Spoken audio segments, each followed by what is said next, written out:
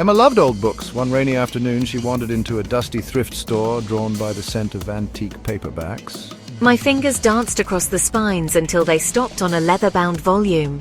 It was heavier than I expected, its pages yellowed with time. As I opened it, a faded letter slipped from its confines, its delicate script a whisper from the past. The letter was dated 1944. It was addressed to a woman named Celeste, penned by a soldier named Thomas. He wrote of love, of longing, of the brutality of war and the hope of returning home. My dearest Celeste, each day here feels longer than the last. The thought of you is my only solace in this harsh reality. I dream of the day I can hold you again. Who was Thomas? Who was Celeste? And what became of their love story? Emma spent the next few days lost in the letter, reading and rereading its contents. She researched online, scouring historical databases and military archives, determined to unearth the story behind the letter.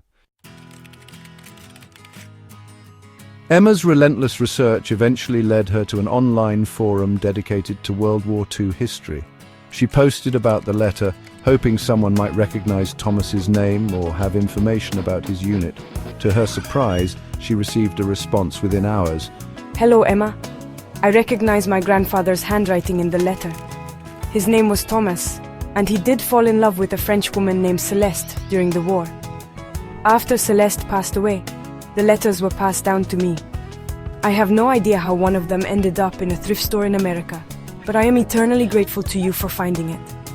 They exchanged emails, each message a thread weaving together the past and the present. I learned that Thomas had been a talented artist, filling his letters with delicate sketches of the French countryside and portraits of Celeste. However, fate had other plans.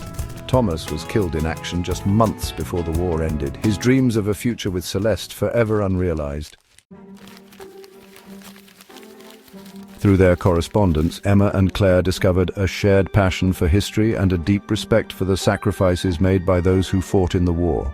Without hesitation, I invited Claire to stay with me. I felt an instant kinship with her, a woman I had never met but who felt like a long-lost friend.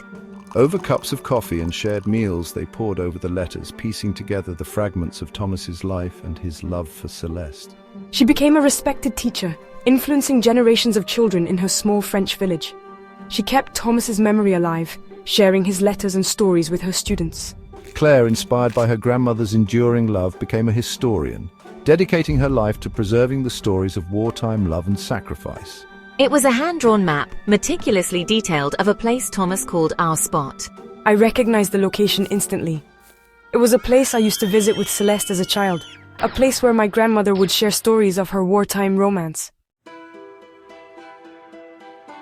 The journey to France was surreal. I had always dreamt of visiting Europe, but this felt like a pilgrimage, guided by the faded words of a soldier who had died decades ago. Standing on French soil, Emma felt an overwhelming sense of connection to the past. Later that day, we set out to find our spot. Following the map, we traversed winding country roads, past ancient stone walls and fields bursting with wildflowers.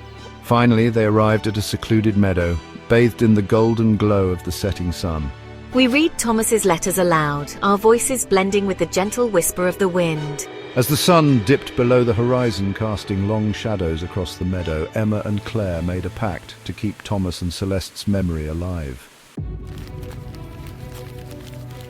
Returning to the present, I felt a profound sense of gratitude. The journey had changed me. I had unearthed a forgotten love story, bridged continents and generations, and formed an unbreakable bond with Claire. Emma realized that the past was never truly gone. It lived on in the stories we told, the memories we kept, and the connections we forged. I continued to cherish the letters, often finding solace and inspiration in their faded words. I kept my promise to Claire, sharing Thomas and Celeste's story with anyone who would listen. Through her efforts, Thomas and Celeste's love story touched the lives of countless people, reminding them that even in the darkest of times, love, hope, and the human spirit could prevail. The journey wouldn't have been possible without the serendipitous discovery of the letter in that dusty thrift store.